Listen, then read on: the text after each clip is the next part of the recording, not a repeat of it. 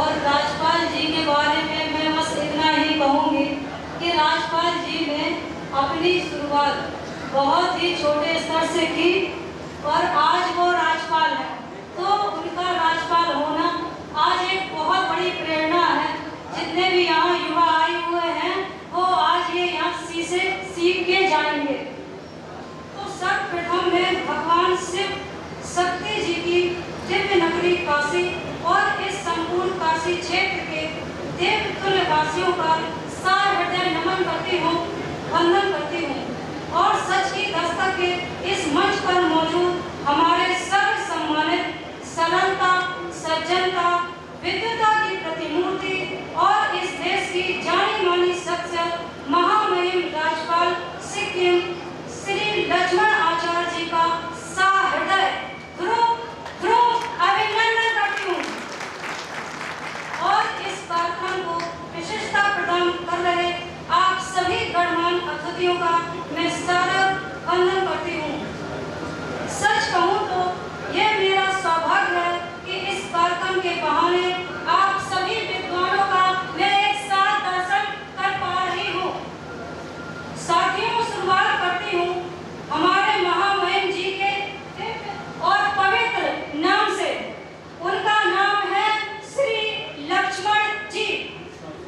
तो ये लक्ष्मण शब्द जब भी मैं सुनती हूँ और पढ़ती हूँ तो मेरे मन में श्री रामायण जी का एक प्रसंग याद आता है कि जब भगवान श्री राम माता सीता जी की खोज में वन भटक रहे थे तो उन्होंने महाआभूषण पड़े देखे। तो उन्होंने अपने छोटे भाई लक्ष्मण जी से कहा कि देखो भ्राता, ये तुम्हारे भाभी के कुंडल। तो लक्ष्मण जी ने कहा कि भैया, मैं ये कुंडल कैसे पहचानूं जब मेरी तो प्रीति सदा भाभी के चरणों में ही रही है और मेरी दृष्टि ने कभी मर्यादा का उल्लंघन नहीं किया। इस मर्यादा को लांघा ही नहीं कि मैं उनके कुंडल तक पहुंच पाता। ये थी हमारे भारतवर्ष की संस्कृति जिसका आज लगभग पतन हो चुका है। आप देखिए, आप सब लोग फेसबुक चलाते हैं, व्हाट्सएप चलाते हैं, इंस्टा, वेब सीरीज देखते हैं, कितनी घटिया और अश्लील पत्रिकाएं, वीडियो, रील्स बनती हैं और वायरल होती हैं। मेरी आदरणीय महामहिम जी से हाथ जोड़कर प्रार्थना है कि क्या अगर हम सब लोग चाह लें तो क्या ये अभद्रता हम लोग भारत में निषेध नहीं कर सकते? क्या बताइए, कर सकते कि नहीं? है? अगर हम लोग चाह लें तो क्या गंदगी का समूल नाश नहीं कर सकते? क्या आदरणीय महामहिम जी से हमें पूरी उम्मीद है, पूरा विश्वास है कि वो इस मुद्दे पर हमें निराश नहीं करेंगे। आदरणीय महामहिम जी, आज हम एक बुनियादी कमी देखते हैं कि हमारे पहचान के प्रमुख दस्तावेज आधार कार्ड में पिताजी का नाम तो दर्ज होता है पर माताजी का नाम दर्ज नहीं है। ये लैंगिक असमानता क्या हम सब लोग मिलकर दूर नहीं कर सकते? क्या अगर ये लैंगिक असमानता दूर होगी तो बहुत सी चीजें संभलेंगी। आप लोग समझदार हैं जो हम कहना चाह रहे हैं। बस सच की दस्तक के जरिए हम लोग इसी तरीके के सामाजिक सरोकार के मुद्दे उठाते हुए आज सच की दस्तक का 6वां स्थापना दिवस मना रहे हैं। और साथियों, इस रास्ते में, इस सफर में हमने बहुत तिरस्कार सहे, बहुत कड़वे घूट सहे, लेकिन हम लोग डिगे नहीं, चलते रहे। वो कहते हैं ना कि रुकावटें आती हैं सफलता की राहों में, ये कौन नहीं जानता, फिर भी वो मंजिल पा लेता है जो कभी हार नहीं मानता। साथियों, हमने सच की दस्तक का सफर 2017 से प्रारंभ किया था। तब हम ये सोचते थे कि आखिर अपनी पत्रिका का नाम रखा क्या जाए।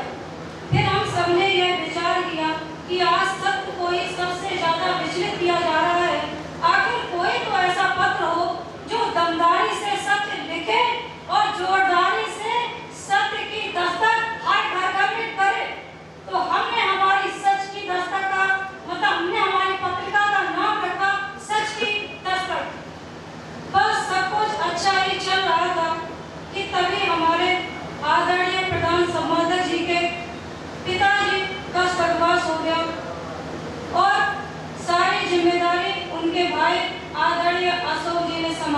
उनका बहुत सहयोग मिला। और इस दर्द से अभी हम उभरे ही थे कि सच की दस्तक के संरक्षक श्री इंदु भूषण कोचे जी का भी स्वर्गवास हो गया और नहीं बची कसर कोरोना काल ने पूरी कर दी। उस समय चारों तरफ साथियों पत्रकार बंद हो रही थी, तब हम लोग भी बहुत डर गए कि हमारी पत्रिका का क्या होगा। पर हमारी पूरी टीम जो आज मौजूद है, सभी राज्यों की, हमारे सामने निशा जी बैठी है जयपुर हेड, हमारे सामने बैठी है मृदुला जी उत्तर प्रदेश हेड और बंगाल हेड, हिमाचल हेड और पटना हेड और हमारे पूरे देश के जो हेड है और संवाददाता लोग हैं, बहुत सारे लोग बैठे हुए हैं। उन सबकी मेहनत से परिणाम स्वरूप कुछ ऐसा हुआ कि कोरोना काल में भी सच की दस्तक का प्रकाशन अनवरत रूप से जारी रहा। इसके साथ ही साथियों, भारत से लेकर America, Indonesia, Africa, Nigeria, Egypt देशों के कोरोना योद्धाओं को डिजिटल सर्टिफिकेट देकर भी हमारी टीम ने सम्मानित किया। और इसी बीच मिले हमें इंडोनेशिया के कुटई कीरा जोन टापू के मूल बर्मन साम्राज्य के किंग, जिनके पूर्वज यही मगध के निवासी थे और द्वापर कालीन जरासंध के वंशज थे। यह पुरातन इतिहास बतौर किंग का साक्षात्कार प्रकाशित करने वाली सच की दस्तक भारत की पहली पत्रिका बनी। इसके अलावा लखनऊ रियासत इटावा किला जो छोटी गढ़ी के रूप में तब्दील हो गया है, उसमें हम लोगों की टीम को एक अति प्राचीन पेंटिंग मिली, जिसमें आजादी के महानायक नेताजी सुभाष चंद्र बोस जी का एक बहुत ही रेयर स्लोगन मिला। आपको तो ये पता ही होगा कि नेताजी का पहला स्लोगन था, तुम मुझे खून दो मैं तुम्हें आजादी दूंगा।